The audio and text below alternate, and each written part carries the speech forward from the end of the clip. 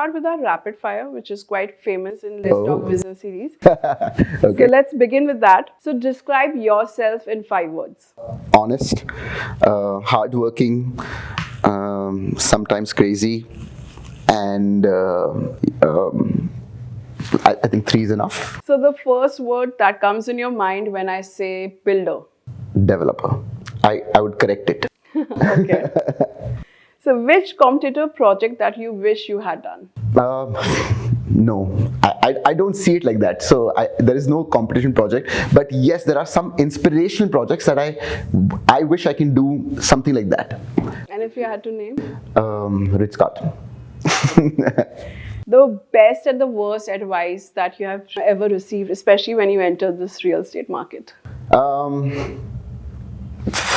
Best advice I've received is don't give up. And probably worst is also don't give up. But eventually I think the result has become positive. So I guess it's, yeah. Okay. So who is the one real estate developer that is your biggest example and inspiration? One real estate developer. There's so many. Actually, I appreciate, as a developer, I see so many developers doing such good jobs. I can't name a single person over there. And I think there's so many things who are doing marvelous jobs.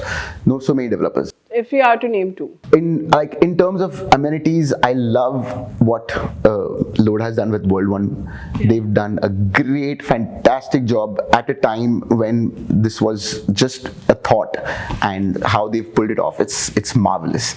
In terms of facade, I think Indiabulls Blue is Bombay Realty. They've done fantastic jobs. Yeah. When you think of the word successful, who is the first person who comes to mind and why? Me. Why would you say that? I don't want to name anyone else right now. Tell me, why do you think the success comes, how would you define it? I think success cannot be defined in terms of only one line, or this is the red line across, this is success and this is failure.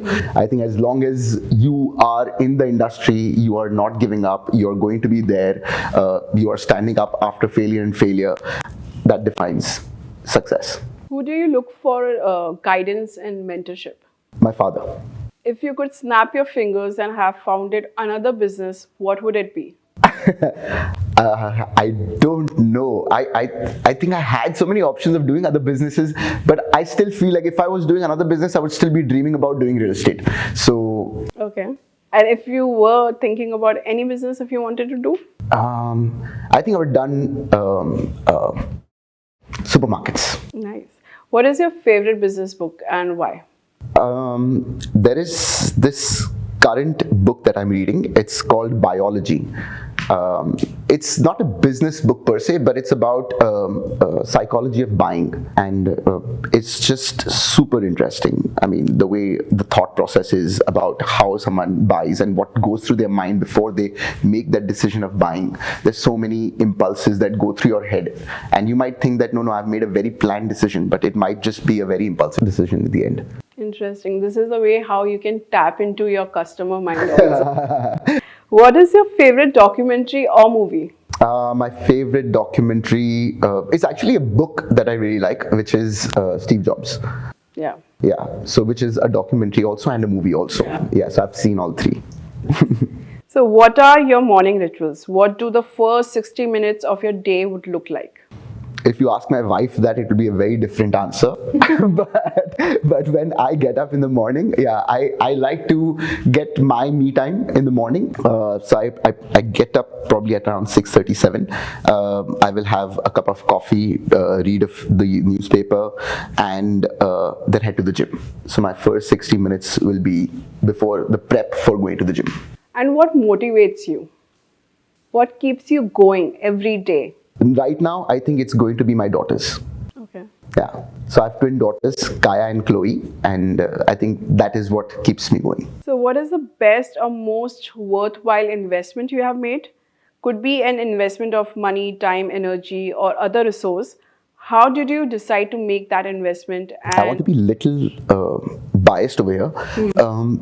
I think my biggest and most successful investment would be in the team that we've built. and the people. So over time, it probably looked like an expense that we are having, and what are we doing? Questions raised. But I think over time, when I see back and when I look back, I feel like what a marvelous thing that I did by not listening to others and just listening to myself, and getting into the part where I built a team, where my team is so good. They make sure things are going right when I'm not here.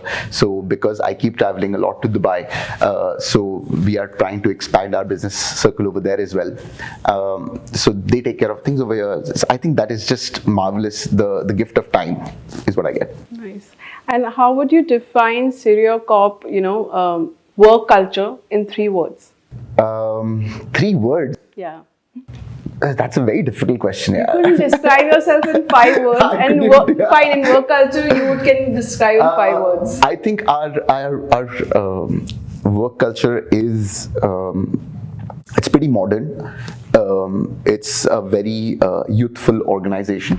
The oldest person in our company is probably 50 years old.